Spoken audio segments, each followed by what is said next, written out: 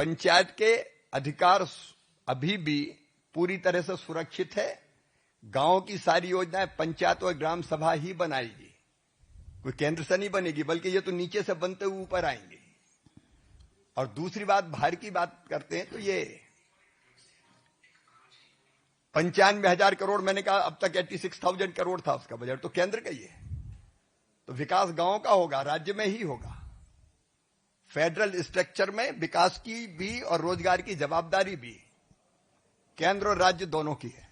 मोहित sir, आज एक important bill का ये बिल तो पास होने था, लेकिन जिस प्रकार से रकस हुआ, पॉल्यूशन पे भी डिबेट होनी थी, लेकिन ऑपोजिशन की रकस की वजह से वो एक जो मुद्दा है उस पर भी आज डिस्कशन डिबेट नहीं हो पाएगा। सर, कैसे देखते हैं कि जिस प्रकार से ऑपोजिशन ने किया उसके बाद वो डिबेट भी नहीं हो पाएगी?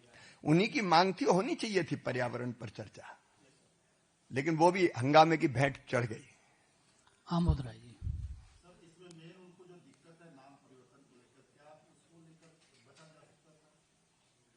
इसमें नाम आप देखिए, जो उद्देश्य है योजना के, उस उद्देश्यों को ही प्रकट नाम कर रहा है, रोजगार और आजीविका। और मैं ये मानता हूं कि बापू जी के ही आदर्श है इसमें क्या आपत्ति है? अब अगर उसका शॉर्ट फॉर्म जी राम जी हो गया तो राम जी से इतनी चिड़काए को। विनीत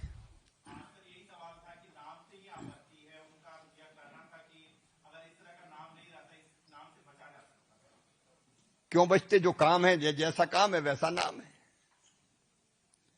नवनीत जी।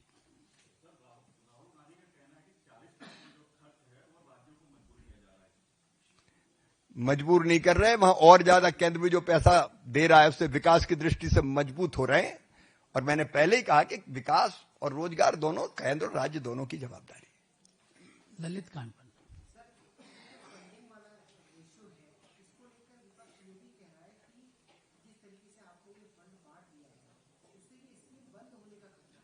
ये गारंटी है, ये एक्ट है जिसका पालन करने के लिए केंद्र और राज्य दोनों बाध्य हैं।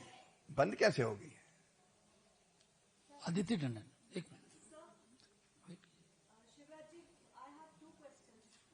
One is, how will the scheme roll out on the ground? Because previously it was a demand-driven scheme. Now the scheme is basically a normative funding scheme, where outcomes other than demand will also be factored in. तो पहले होता था कि कोई काम मांगेगा उसे मिलेगा, वो कोई भी काम शुरू हो जाएगा. So now how will it pan out on the ground? आज भी काम मांगेंगे, काम मिलेगा। और ये प्रस्तावित फंड अंतिम नहीं है, और जरूरत पड़ेगी और दिया जाएगा।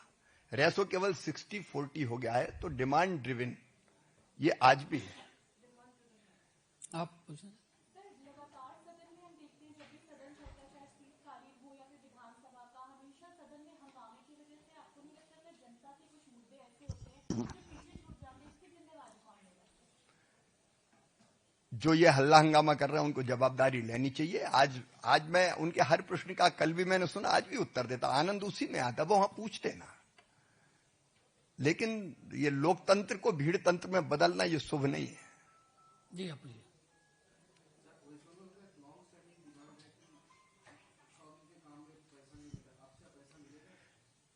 वेस्ट बंगाल में योजना जारी करने के निर्देश जारी कर दिए गए हैं। विभा जी।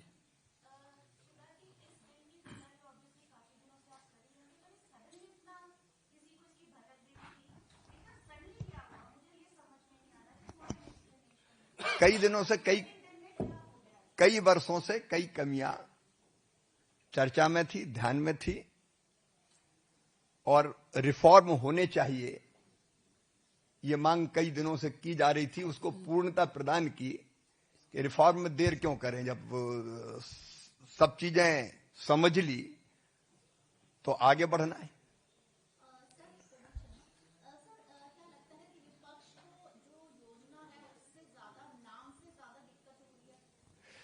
देखिए, जहां तक नाम का सवाल है, नाम तो उन्होंने कितनी योजनाओं के, स्वर्गीय पंडित जवाहरलाल जी के नाम पे रखे, स्वर्गीय इंदिरा जी के नाम पे रखे, स्वर्गीय राजीव जी के नाम पे रखे।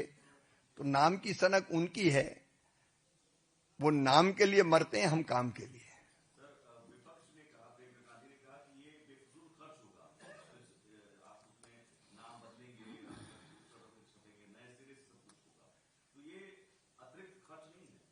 अतिरिक्त खर्च कहां से होगा? नाम तो उनने सैकड़ों रखे, और मैं बता सकता हूं कि जब जब उनकी सरकार आई उनने नाम बदल दिए। मैं दर्जनों मध्य प्रदेश के और छत्तीसगढ़ के नाम गिना दूं। दीनदयाल जी के नाम पे थे, बदल के फिर दूसरे नाम पे कर दी।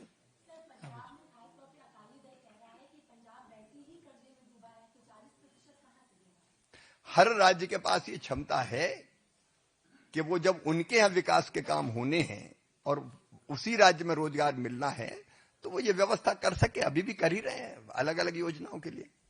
आप पूछिए। सर मैं कह रहा था कि आपने बताया कि जो दिव्यांगजन होगा उनको लेकर कार्ड अलग होगा और अलग रंग का होगा। अभी तक जो विवाद है वो जो अलग कार्ड बनेगा उसका रंग जो आपके आगे और पीछे उस रंग का तो नहीं होगा।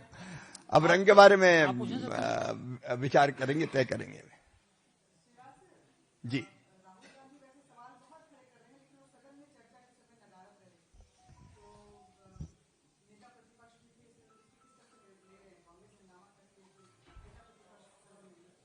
अब मैं ये बात भी दुखी मन से कह रहा हूं कि लोकतंत्र में नेता प्रतिपक्ष का और विपक्ष का अपना महत्व होता है। वो अपने आचरण से, अपने व्यवहार से उस महत्व को निरंतर कम करते चले जा रहे हैं।